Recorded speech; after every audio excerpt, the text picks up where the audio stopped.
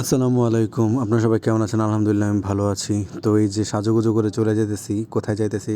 অবশ্যই আপনারা সাথে থাকবেন। এই যে বাজার যাইতেছি কারণ বাসায় মেহমান আসছে। মেহমান বলতে মামারা আসছে। তো আমার ছোট মামা ২ জন আসছে। তো তাদেরকে জিজ্ঞেস করা হয়েছে, "তোমরা কী খাবা?" তো তারা বলছে যে সে রোস্ট খাবে। তো সেজন্য আরকি রোস্ট রান্না করার জন্য মুরগি নিতে দোকানে চলে আসছি। এই যে মুরগি কিনা শেষ। এখন বাসায় চলে যাব। বাসায় চলে যেয়ে সব কিছু প্রসেসিং করে নিয়ে তার পরবর্তীতে রান্না শুরু করব। এই যে বাসায় চলে আসছি। আইসা এই যে দেখেন এই মুরগিগুলো হইতেছে আপনার ওই কি বলে এগুলা পাকিস্তানি মুরগি যেগুলো রোস্ট বানানোর জন্য আরকি, ঠিক আছে? তো এখানে ২ টা মুরগি নিছি। ২ টা মুরগিতে না হলেও আপনার ৮ টা রোস্ট হবে। তো সেটাই আরকি প্রসেসিং করে নিব এই রোস্ট বানানোর জন্য। তো মামারা অনেকদিন পর আমাদের বাসায় আসছে। সেই তার আব্বা যখন চলে গেছিল তখন আসছিল। আর এর মধ্যে প্রায় ১-১.৫ মাসের মতো হয়ে গেছে।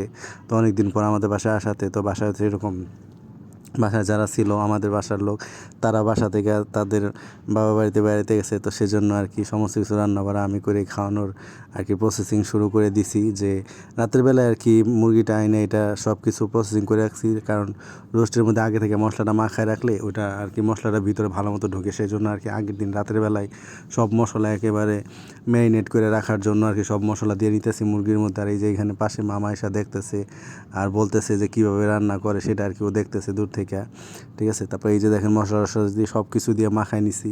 মাখায় নেওয়ার পর এটা ফ্রিজের মধ্যে নর্মাল রাইখা দিব যেন এটা ভালো মতো একেবারে মানে মশলাটা ভিতরে ঢুকে। তো এই যে পরের দিন সকালে যে শুরু করছি রান্না করার জন্য এই যে নিয়ে নিচ্ছি কড়াইয়ের মধ্যে তেল দিয়ে নিলাম। তেল দিয়ে এখানে আবার রোস্টের যে মুরগি সেগুলো আর কি দিয়ে দিছি। এখানে আরেকটা জিনিস দিছি, আপনারা দেখলে হয়তো বা বলবেন, দেখছেন খেয়াল করছেন যে রোস্টের যেই মানে কাটার সময় মুরগির যে গলার যে অংশটা ওইটাও দিয়ে নিছি, কারণ ওইটা আলাদাভাবে কী করবো সেজন্য আর কি দিয়ে নিছি। ওই ২টা এসেরই আর অন্য কোনো কিছু তো দেওয়া যাবে না, সেজন্য আর কি ওইটা ওইখানে দিয়ে নিছি। তো মুরগি ভাজার যে তেলগুলো ছিল ওই তেলগুলা দিয়ে বাকি রান্নাটা করে নেবো, কারণ এই তেল তো আর অন্য কিছু তো দেওয়া যাবে না। দেওয়া যাবে, কোনো সমস্যা নেই, আমরাই তো খাবো, তাতে কোনো সমস্যা নেই। তার পরবর্তী তো যতটুকু তেল লাগবে এখানে আবার অন্য তরকারি রান্না করবো, এখানে গরু মাংস রান্না করব। তো ওইখানে এই তেলটুকুই হয়ে যাবে, বাড়তি কোনো তেল লাগবে না। তো এই যে এখন কড়াইয়ের মধ্যে তেল দিয়ে তেল গরম করার পর তারপরে পেঁয়াজ হালকা ভাইজা লাল করে নিচ্ছিলাম, সেটা হয়তো বা আমি স্কিপ করে দিছি। পরবর্তীতে আদা রসুন মশলা যা কিছু লাগে এখানে কাঠবাদাম কাজু বাদাম আছে এটাও বাটা দিয়ে দিছি।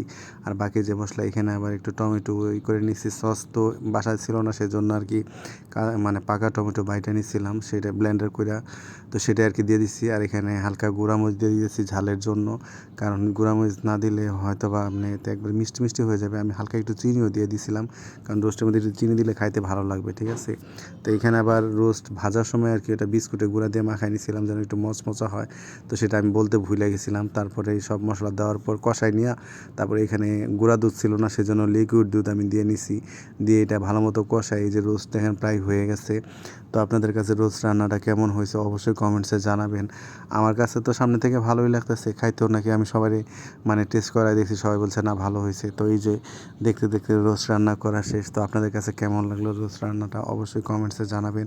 এখানে বেরেস্তা করছিলাম, সেটা আর কি ভিডিওর মধ্যে দিতে খেয়াল ছিল না, এজন্য আর কি সেটাও আমি আর কি উপর দিয়ে দিতে ভুলে গেছিলাম। তো যাই হোক, তাড়াহুড়া করে রান্না করতেছি হয়তো বা সেজন্য অনেক কিছু ভুলে গেছি।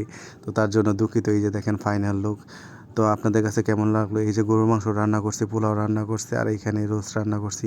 তো এই ভিডিওটা গত শুক্রবার ছিল, তখন আর কি এডিট করতে সময় পায় না, সেজন্য একটু লেট হয়ে গেছে। তো আপনারা সবাই ভালো থাকবেন। আসসালামু আলাইকুম।